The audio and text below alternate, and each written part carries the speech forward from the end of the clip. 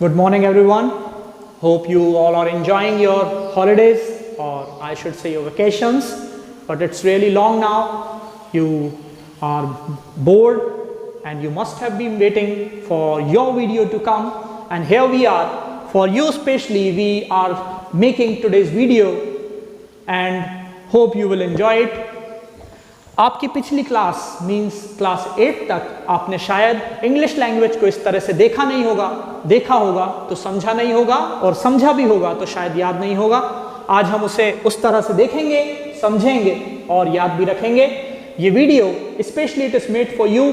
ये आपके लिए हमने ऐसा वीडियो बनाया है जो हम टेक्स्ट बुक एक्सरसाइज इसमें कवर नहीं कर रहे हैं, बल्कि वाई इंग्लिश, हाउ इंग्लिश, इस तरह के फुल ऑफ क्यूरियोसिटी वाले क्वेश्चंस हम इसमें सॉल्व करेंगे। हम देखेंगे कि क्यों इंग्लिश लैंग्वेज जरूरी है, इसमें हम क्या सीखते हैं, हमें ये टफ क्यों लगती है, या जब हम इसमें कुछ पढ़ते हैं तो हमें याद क्यों नहीं रहता, कैसे याद रखें, इन सब छोटे छोटे इश्यूज पर हम इस वीडियो में बात करेंगे।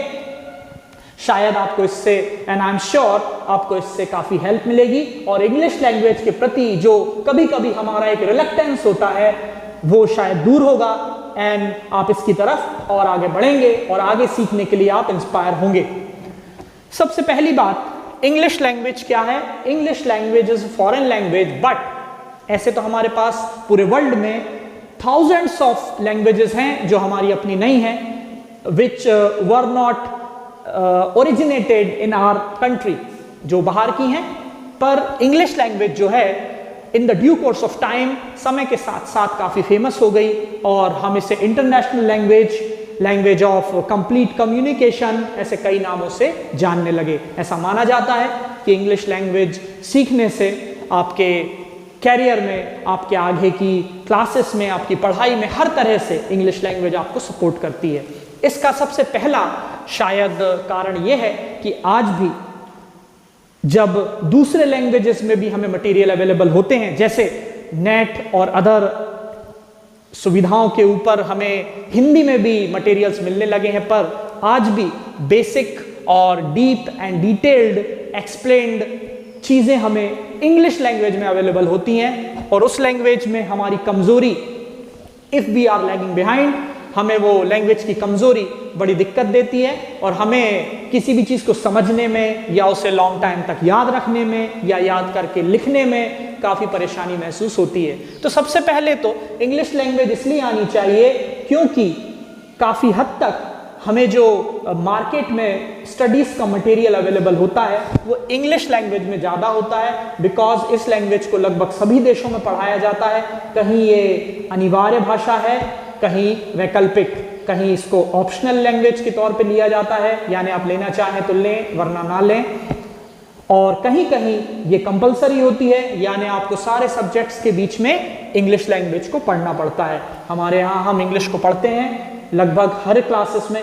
आगे जाकर भी आप अपने पसंद के जब विषय चुनते हैं तब भी इंग्लिश लैंग्वेज उसमें लगभग होता ही है, और इसकी वजह से आगे जाके हमें काफ़ी दिक्कतों का सामना करना पड़ता है। तो क्यों ना हम अभी से इसमें इंटरेस्ट जगाते चलें और इसकी बारीकियों को और इसके इंपॉर्टेंस को समझते चलें, तो आपको काफ़ी हेल्प मिलेगी, and hope you will like it. सबसे पहले हम देखें इंपॉर्टेंस ऑफ इंग्लिश लैंग्वेज। एक तो मैंने आपको अभी बताया कि इंटरनेशनल लैंग्वेज है, बाहर भी कम्युनिकेट करने के लिए ये लैंग्वेज हमें चाहिए, प्लस ज़्यादा अच्छा बल्क में मटेरियल हमें इंग्लिश लैंग्वेज में अवेलेबल है, उपलब्ध है। लेकिन इसके अलावा एक और चीज़ है, कहीं ना कहीं एक साइंटिफिकली इस बात को माना जाता है कि जिस व्यक्ति को एक से ज़्यादा लैंग्वेजेस आती हैं वो व्यक्ति का दिमाग काफ़ी शार्पली वर्क करता है, यानी ज़्यादा लैंग्वेजेस होने से हमारे दिमाग की फंक्शनिंग बहुत अच्छी होती है, स्ट्रांग होती है। एक छोटा सा साइंटिफिक कारण है। बाकी दूसरा हम एक बात देखें तो इंपॉर्टेंस ऑफ इंग्लिश लैंग्वेज में हम ये खास तौर पर देखते हैं कि न जाने क्यों ऑटोमेटिकली, या तो ये एक हमारी मेंटल चीज़ है, या ये सोसाइटी में बन गया है सोसाइटल प्रेशर से, कि इंग्लिश लैंग्वेज आने से अपने आप एक स्ट्रांग पर्सनैलिटी हमें खुद फील होती है, हमारा कॉन्फिडेंस बढ़ जाता है, हम सैकड़ों लोगों के सामने अपनी बात को रख सकते हैं। वहीं इंग्लिश लैंग्वेज ना आने से हमारा नॉलेज जो हमें बहुत अच्छा खासा है, हम उसे भी अच्छे से एक्सप्रेस नहीं कर सकते, और कहीं कहीं ये समझा जाता है कि शायद हमें किसी पर्टिकुलर बात के बारे में ज्यादा जानकारी नहीं है और हमें एक लो कॉन्फिडेंस फील होता है, जो कि एक्चुअली नहीं होता है, वो सिर्फ एक भाषा की कमजोरी होती है और वो भाषा इंग्लिश लैंग्वेज है। तो क्यों ना हम अपनी पर्सनालिटी को डेवलप करें, इंग्लिश लैंग्वेज सीखें। कई बार किसी का कम एजुकेशन होने पर भी अगर वो अच्छे से इंग्लिश में कम्युनिकेट कर लेता है, अपनी बात को रख लेता है, लिख लेता है, समझ लेता है, तो इंग्लिश लैंग्वेज की वजह से वो काफी एरुडाइट लोगों के बीच में इजीली बैठ सकता है, विद्वान लोगों के बीच में वो एक आत्मविश्वास महसूस करता है। इसके बाद हम देखें how to learn easy and quick way. English language, चलिए ठीक है, हमें पता चल गया उसका क्या महत्व है, हमें क्यों सीखना चाहिए। अगर हम उस सब्जेक्ट में हमें बहुत ज्यादा इंटरेस्ट नहीं भी है तो भी अपनी जरूरत को देखते हुए, अपने आगे की लाइफ और कैरियर को देखते हुए भी हमें इंग्लिश सीखना चाहिए। लेकिन इसको सीखने के इजी और क्विक स्टेप्स या वेज क्या है, हम कैसे सीखें? हमने कई जगह पढ़ा है, लेकिन आज भी हमें लगता है कि कुछ ना कुछ कमी है, हम इंग्लिश नहीं सीख पा रहे हैं। तो हम इजी या क्विक वे की बात करें, हम उसे क्विक तो नहीं कहेंगे, that is not so quick. कोई भी नई चीज सीखने के लिए टाइम तो लगता ही है, it takes time.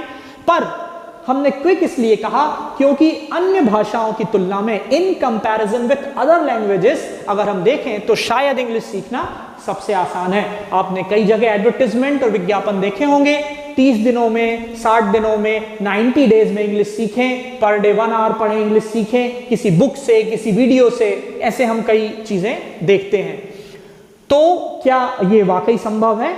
Yes, it is possible, मगर आप पूरे उस स्टडी में, उस टाइम में अपने आप को उसमें एब्जॉर्ब रखें, उतने इंटरेस्टेड हो, तो ये आसान है। और ये बिल्कुल सच है कि दूसरी भाषाओं के कॉम्प्लिकेशंस इंग्लिश में काफी हद तक नहीं है। जैसे कि हम देखें, अगर हम इसे अपनी मातृभाषा से इसकी तुलना करें, we compare this to our mother tongue, we find कि वहां 26 अल्फाबेट और यहाँ लगभग 52, तो डबल हो जाता है, ऊपर से मात्राएं, तो कई बार हिंदी सीखने में हमें समस्या होती है। अगर हम देखें तो हम पाएंगे कि इंग्लिश लैंग्वेज काफी हद तक कॉन्टेक्स्ट बेस्ड लैंग्वेज है।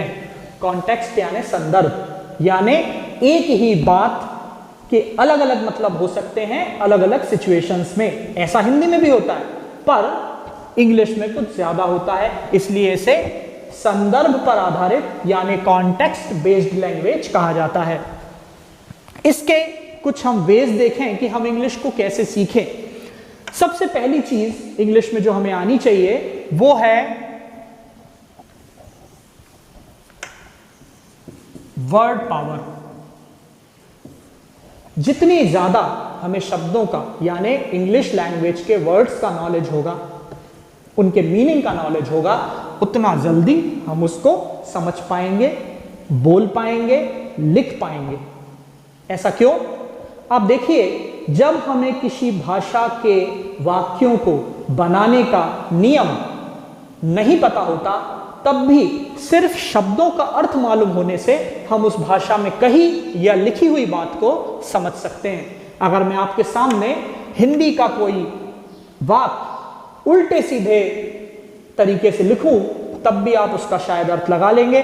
देखिए, हम एक एग्जाम्पल के तौर पर इसको समझते हैं। जैसे मैंने एक शब्द लिखता हूं बाजार, राम, रहा, जा और है। आप इस सेंटेंस को पढ़िए और देखिए आपको मिलेगा क्या? बाजार, राम, रहा, जा, है। हिंदी में वाक्यों की संरचना के हिसाब से ये सेंटेंस, ये वाक्य गलत तरीके से लिखा हुआ है, पर चूंकि आपको हिंदी भाषा के सारे शब्दों के अर्थ लगभग पता होते हैं, बाजार क्या होता है, राम कौन है, जाना क्या होता है, ये सब आपको पता है, तो आप खुद ही इस गलत वाक्य को सही कर सकते हैं और आप समझ जाएंगे कि हमें इस सेंटेंस को कैसे बनाना है। राम बाजार जा रहा है। ऐसा क्यों हुआ?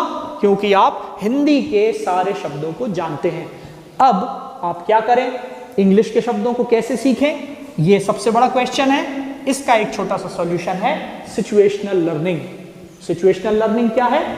आप रोज कई काम करते हैं, आप अपने चारों तरफ देखें और अपने आप से क्वेश्चन करें, आस्क योरसेल्फ कि ये सारी चीजें जो मेरे आसपास हैं, इन सब के नाम मुझे हिंदी में तो पता है, पर कई चीजें ऐसी मुझे मिली जिनके नाम मुझे अंग्रेजी में नहीं पता है। तो आप क्या करें, उन चीजों को नोटिस करें या उन्हें नोट डाउन कर लें और उसी दिन हो सके तो उसी समय उसका अंग्रेजी शब्द पता करें।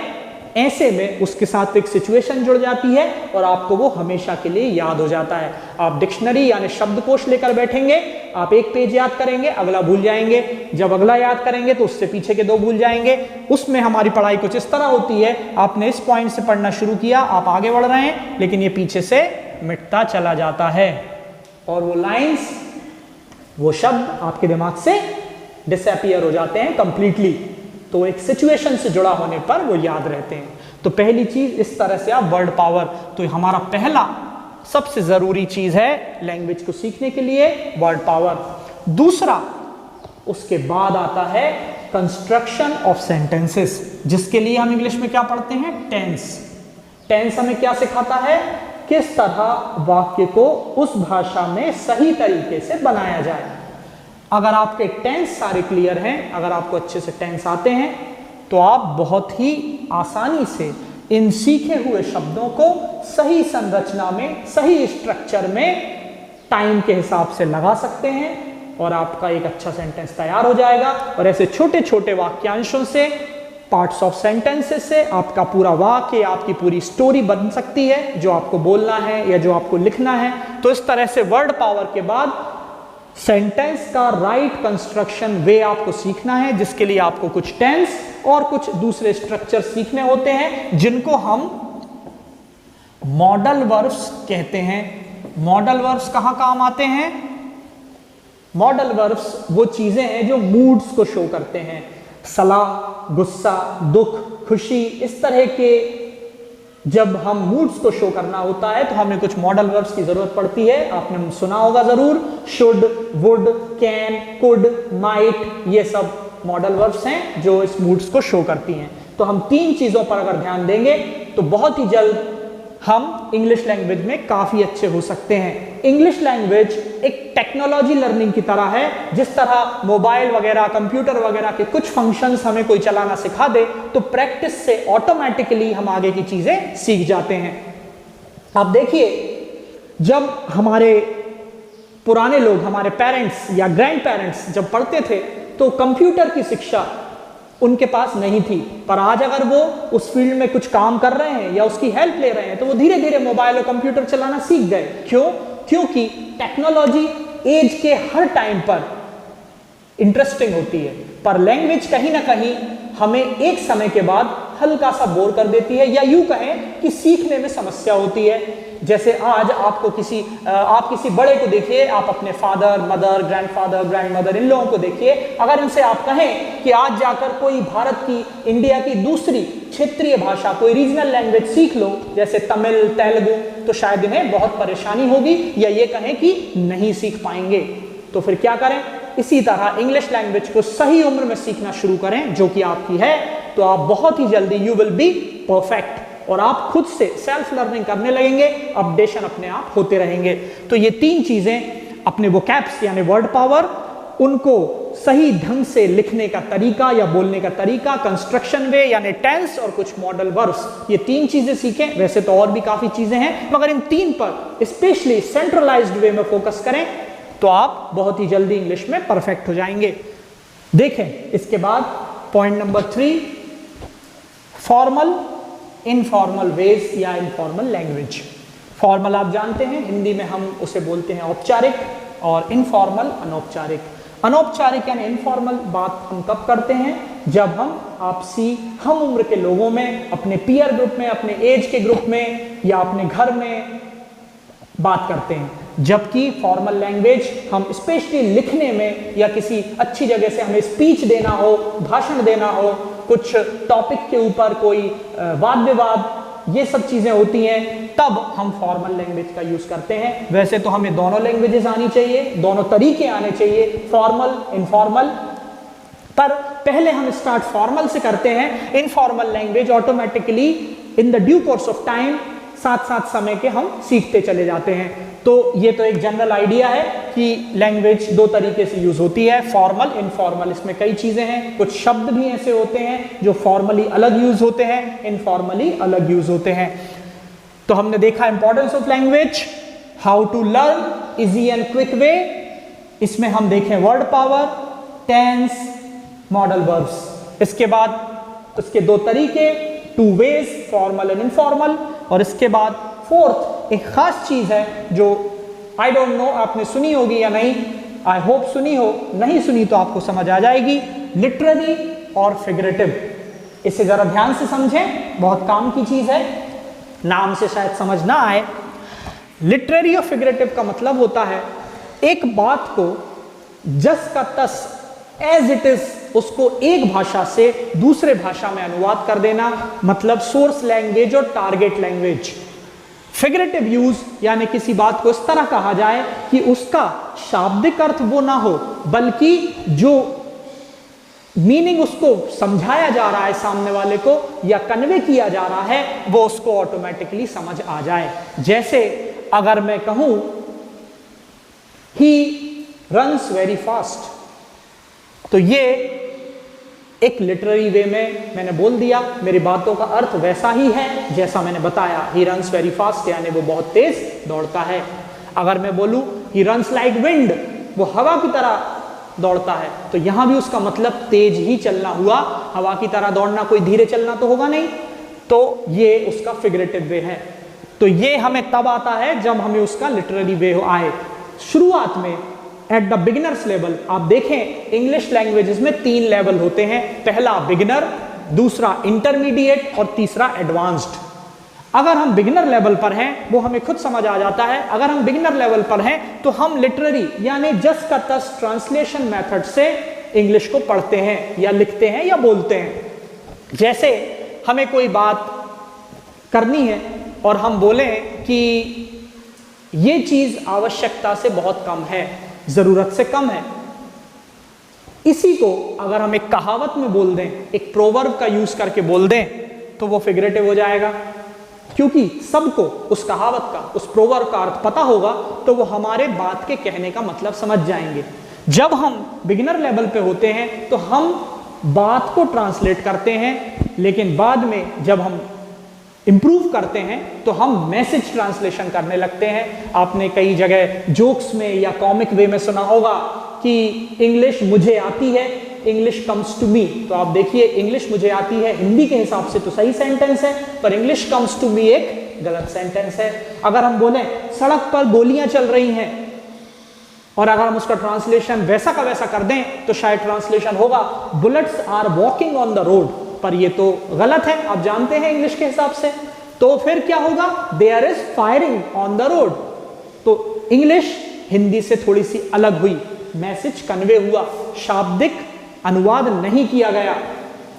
यही चीज हमें सीखनी होती है कि लिटरेरी और फिगरेटिव या मैसेज कन्वे करना अलग होता है और जस की तस अपनी बातों को कहना अलग होता है। जैसे हम एक कहावत देखें, हिंदी में हम एक कहावत बोलते हैं, ऊंट के मुंह में जीरा। इसका मतलब होता है आवश्यकता से बहुत कम वस्तु उपलब्ध होना। पर हम इंग्लिश अगर इसकी करें, cumin seed in the mouth of camel, तो इसका इंग्लिश में कोई अर्थ नहीं निकलता। इसके लिए हमें इंग्लिश लैंग्वेज की ही कहावत यूज करनी पड़ेगी, a drop in the ocean, समुद्र में एक बूंद। जिस तरह समुद्र में एक बूंद का कोई महत्व नहीं, कम कर दो या उसमें डाल दो, न पानी बढ़ता न घटता, उसी तरह आवश्यकता से कम वस्तु कम उपलब्ध होना। इसका मतलब हमें एक समय के बाद अपने संदेश को प्रेषित करना होता है, ना कि वाक्य को दूसरी भाषा में बदलना होता है। Source and target language. Hope you understood all these things, importance of the language, how to learn, formal और इनफॉर्मल वेज क्या है, और लिटरेरी फिगरेटिव यूज क्या है, यानी शाब्दिक अनुवाद और संदेश का अनुवाद। Thank you.